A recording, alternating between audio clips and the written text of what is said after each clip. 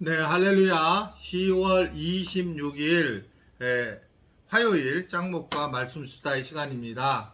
오늘 저녁에 사경회가 있는데 여러분 함께 나와서 은혜 받는 그런 시간이 되었으면 좋겠습니다. 오늘 주시는 말씀은 스바냐 1장 10절부터 18절의 내용의 말씀이에요. 하나님 말씀을 보시겠습니다. 나 여호와가 말하노라. 그날의 어문에서는 부르짖는 소리가, 제2구역에서는 울음소리가, 작은 산들에서는 무너지는 소리가 일어나리라. 막대수 주민들아, 너희는 슬피 울라. 가나안 백성이 다 패망하고 은을 거래하는 자들이 끊어졌습니다. 그때 내가 예루살렘에서 찌꺼기같이 가라앉아서 마음속에 스스로 이르기를, 여호와께서는 복도 내리지 아니하시며 화도 내리지 아니하시리라 하는 자를 등불로 두루 찾아 벌하리니 그들의 재물이 노략되며 그들의 집이 황폐할 것이라. 그들이 집을 건축하나 거기에 살지 못하며 포도원을 갖거나 그 포도주를 마시지 못하리라. 여호와의 큰 날이 가깝도다. 가깝고도 빠르도다. 여호와의 날의 소리로다. 용사가 거기서 심히 슬피 우는도다. 그날은 분노의 날이요, 환난과 고통의 날이요, 황폐와 패망의 날이요, 캄캄하고 어두운 날이요, 구름과 흑암의 날이요, 나팔을 불어 경고하며 견고한 성읍들을 치며 높은 망대를 치는 날이로다. 내가 사람들에게 고난을 내려 맹인같이 행하게 하리니 이는 그들이 나 여호와께 범죄하였음이라. 또 그들의 피는 쏟아져서 티끌같이 되며 그들의 살은 분토같이 될지라. 그들의 은과 금이 여호와의 분노의 날에 능히 그들을 건지지 못할 것이며 이 온 땅이 여호와의 질투의 불에 삼켜지리니 이는 여호와가 이 땅 모든 주민을 멸절하되 놀랍게 멸절할 것입니다. 네, 스바냐는 굉장히 고관직에 있는 사람이었다라고 추측을 했어요. 이 스바냐가 오늘 보게 되면 하나님의 심판에 대한 이야기를 하면서 유다 전역에 이를 거라고 하는 것을 이야기합니다. 그 방식이 바로 이제 10절이라든지 11절에 엄청난 산 위에서 마을에서 무너지는 소리가 들릴 거다라고 이렇게 이야기를 하고 있습니다. 우리가 그 쓰나미가 한번 왔을 때에 정말 산이 무너지는 걸 경험을 했잖아요. 마을이 무너지는 이제 그러한 모습들을 상상해 볼 수 있는 그런 내용의 말씀인데, 하나님은 어떻든 간에 결국 하나님께서 이 일을 진행하실 거다라고 그렇게 말씀을 하고 있습니다. 그러나 많은 사람들이 왜 지금 이걸 하나님의 말씀을 이렇게 피부로 느끼지 못하느냐 하면, 하나님이 너무 커서, 하나님의 어떤 존재가 너무 커서 우리가 그 안에 숨어져 있기 때문에 하나님을 만날 수 없고 이해할 수가 없어요. 그러니까 우리가 자꾸 하나님을 만나봤다라고 하는 분들을 보면 사실은 되게 위험합니다. 왜냐하면 성경을 보면 하나님을 본 사람이 없다라고 하는 얘기는 우리가 어떤 일을 하든지 간에 그곳에 가서 그것을 볼 수 없어요. 자, 내가 예를 들면 뭐 여수를 놀러 갔다. 그럼 여수를 잘 알 수 없습니다. 내가 간 것은 거기 한 부분이라는 거죠. 이 대한민국 땅도 마찬가지라는 거죠. 뭐 내가 뭐 예를 들면 태국을 갔다 왔는데 태국을 다 아느냐? 방콕만 아는 뿐이고 거기도 한 부분에서 있는 장소만 아는 것 뿐이죠. 이런 것처럼 하나님을 알 수가 없어요. 대신 하나님을 느낄 수 있죠. 하나님의 일하심을 보고 하나님께서 우리에게 함께 하신다라는 사실을 느낄 수 있고, 구체적으로 예수님이 이 땅에 오셔서 예수님의 하신 사역을 통해서 하나님이 어떤 일을 하시는 분이라는 걸 우리가 알게 된 거죠. 말씀을 통해서. 그래서 예수님이 하나님이신 거잖아요. 그래서 우리는 하나님을 조금 이해할 수 있지만, 대체적으로 지금 이러한 일 중에서도 하나님이 과연 이렇게 진멸하시고 또한 이렇게 굉장히 판결을 하실까, 재판을 하실까, 이러한 것에 대해서 의심을 하고 있는 겁니다. 그래서 하나님이 안 계신 것처럼 살아가는 거예요. 세상 사람들은 그렇게 살아가는 것이 어떻게 생각하면 당연해요. 그들은 하나님을 경험하지 못했는데, 근데 이제 하나님이, 그 엄청난 하나님께서 나를 사랑하시고 내게 복을 주셔서 예수님을 알게 하셨고 예수님을 믿게 하셨다라고 하는 이 사건은 엄청난 사건이고, 이것을 우리가 깨어났다고 그러는 거예요. 아, 그렇구나. 깨어나서, 우리의 영혼이 깨어나서 이 사실을 깨닫게 되었다 말입니다. 그리고 이 사실을 통해서 우리가 알 수 있는 것은, 나를 주관하시는 분이 하나님이신 것뿐만 아니라 세상 역사를 주관하시는 분도 하나님이시구나 라는 것을 생각을 하게 되는 겁니다. 그래서 하나님에 대해서 늘 인정하고 살아가는 거예요.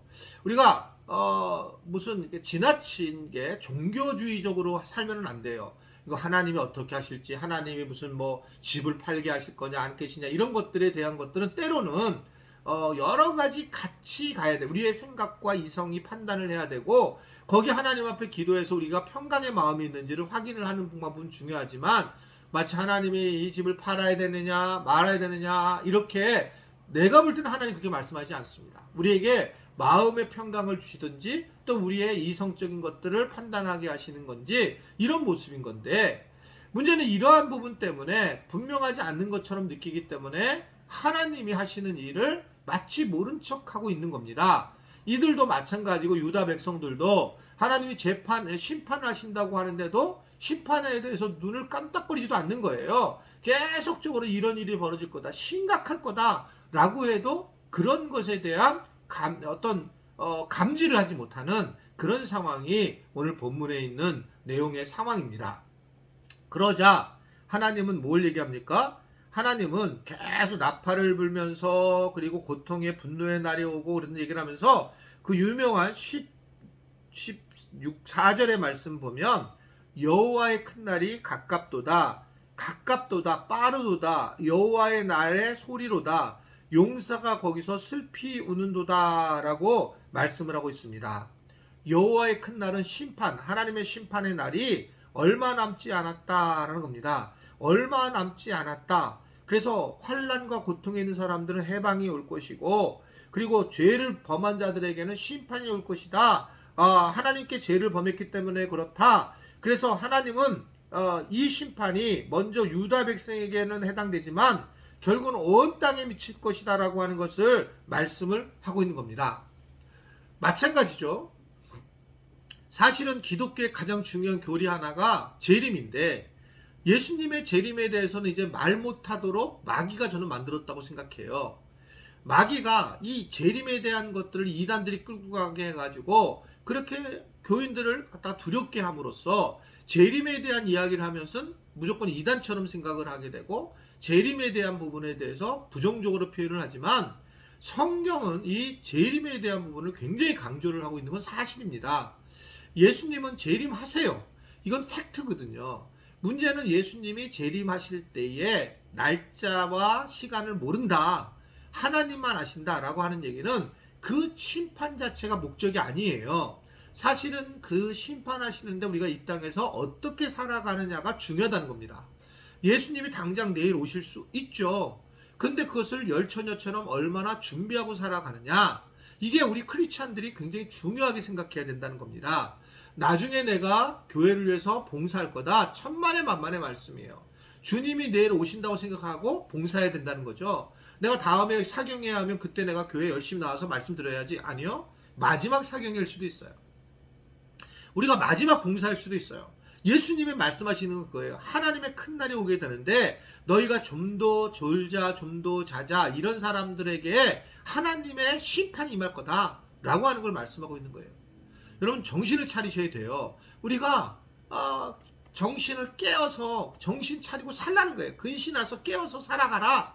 그런 이유들이 늘 어떻게 될지 모른다는 겁니다. 늘 마지막을 생각하며 살아가는 것이 중요하다. 제가 한번 말씀드린 적 있죠.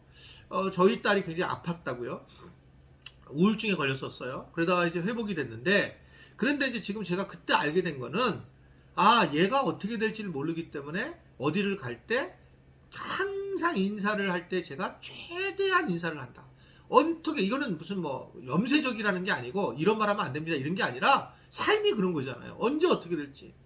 그래서 꼭 껴안아주고 가능한 그러면서 어떻든 잘 갔다 오라고 그렇게 얘기를 합니다. 나는 우리 성도들에게 어떻든 교회 사역을 하는 것도 마찬가지라고 생각해요. 최대한 할 수 있는 만큼 하는 거죠. 그게 이제 상대방이는 못마땅 수도 있겠지만 어떻든 그렇게 살아가는 것이 매우 중요한 거다.